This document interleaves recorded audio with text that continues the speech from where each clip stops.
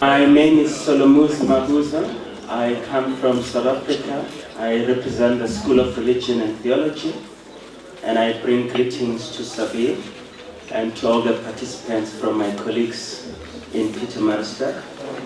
My task is very simple, is to introduce our speaker this morning and encourage those of you who have not really taken the opportunity to engage with our speakers to do so when the speaker finishes his presentation. His name is John Deere. He is a priest, a peace activist, organizer, lecturer, and he has authored and edited around about 25 books on the subject of peace and non-violence. Worthy of noting of his publications is Live in Peace, The Questions of Jesus, Transfiguration, Put Down Your Sword, and A Persistent Peace, which is his autobiography. You would like to know that the eminent Archbishop Emeritus Desmond Tutu recently nominated John for the Nobel Peace Prize.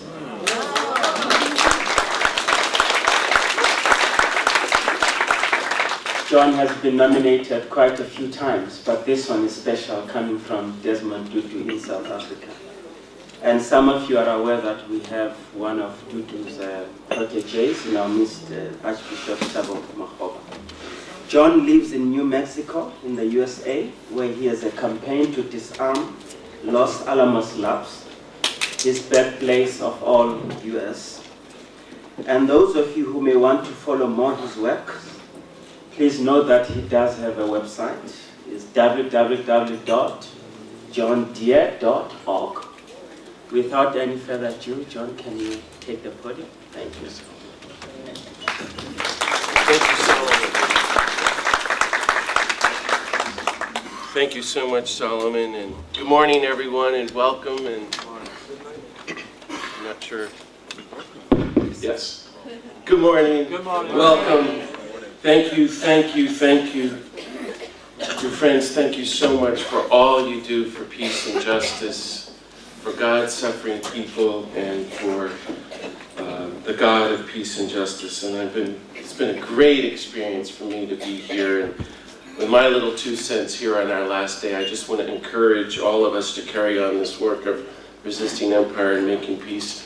And I too say, let's just take another second to give a big round of applause to Naeem and the mighty staff of Sabir. Thank you.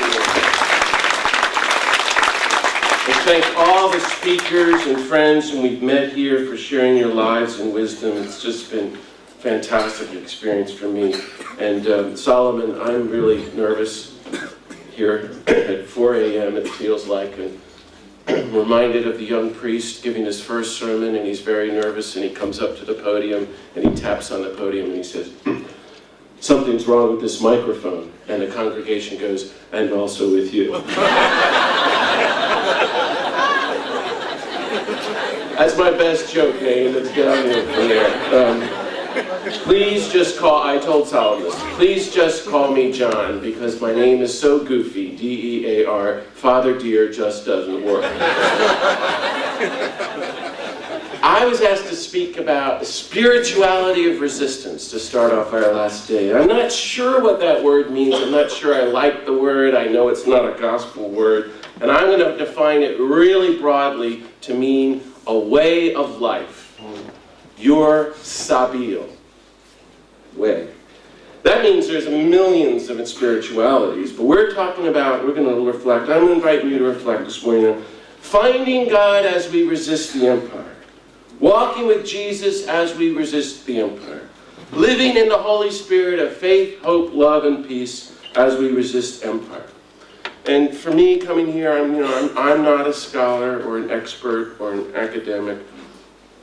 I see myself as a Christian activist, as Ched said, trying to defect from the American empire, a student of Gandhi and King. And I thought what I would do, if this is okay, is just share a little bit about my journey out of empire and offer 10 little points. Think of them as starting points for spirituality of nonviolence and resistance to empire. These are just very modest reflections to encourage you to reflect this morning as you go home tomorrow, where are you going, on the spiritual dimension and roots of your own nonviolent resistance to empire. Isn't that lovely thing to think about? In other words, here's my question for you. What is your spirituality of resistance? How do you challenge empire, resist empire, and remain faithful to God? Maybe they're the same thing. I don't know. Where is in your journey out of empire? Or in your journey of resistance to empire?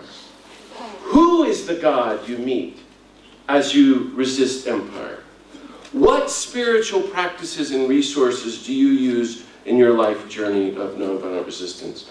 And for the record, for me, when I say empire, this is just my little take on all this. I think of my country, the United States. So that's where I'm coming from. So just a little about me. I'm 51, and when I was 21, I decided I wanted to follow Jesus, and then I realized, oh my gosh, I'm going to have to become a Jesuit. And then I thought, I have to go to the Holy Land to see where Jesus lived. And that's how my journey began here. And the week I left, Israel invaded Lebanon. Some of you remember the summer war of 1982, which I've since been doing a lot of research on.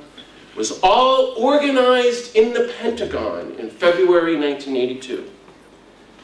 We killed 60,000 people, I've read, in 3 months. That's what I've read. And in Washington, D.C., in the Pentagon, they called it Operation Peace for Galilee. All the Holy Land trips were canceled. I had a backpack. I went hitchhiking through the Holy Land for 3 months and camped out illegally for several weeks at the Sea of Galilee, actually sleeping a foot from the water, total being a dopey kid.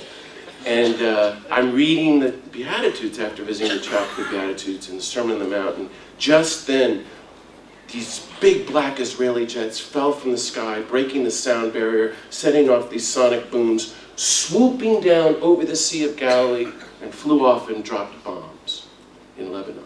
And it changed my life. I thought, oh, we're supposed to live this stuff. Blessed are the peacemakers, hunger and thirst for justice. Love your enemies. I'm supposed to live this.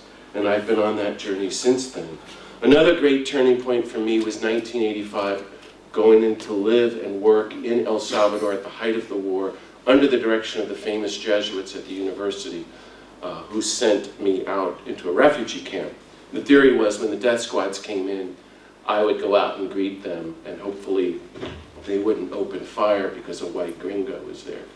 And talk about working through nonviolence. And I was under the tutelage of the great Jesuit theologian and president of the university, Ignacio Ellacuría. My first day in El Salvador, 1985, I'm 24 years old. He says, the purpose of the university here in El Salvador is to promote the reign of God. I just nearly fell out of my chair. Named Jesuits and Catholics don't normally talk like that. I thought you'd laugh at that, but that's not. And then he said the second thing was, however, we have learned in El Salvador, where we killed 80,000 people. If you're going to be for the reign of God, you have to stand up publicly, actively against the anti-reign. Against the anti-reign.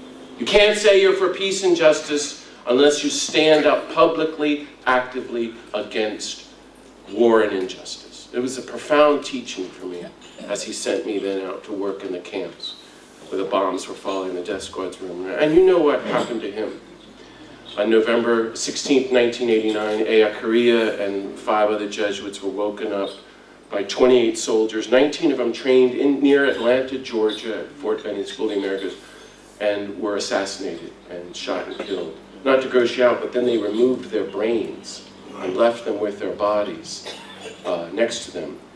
The message John Sobrino, the survivor, told me about 6 months later when I went down there. This is what you get if you think about the world. Don't think, or something bad's going to happen to you. Powerful experience. So by then I was really organizing demonstrations against war and speaking out, crossing the line, and getting arrested.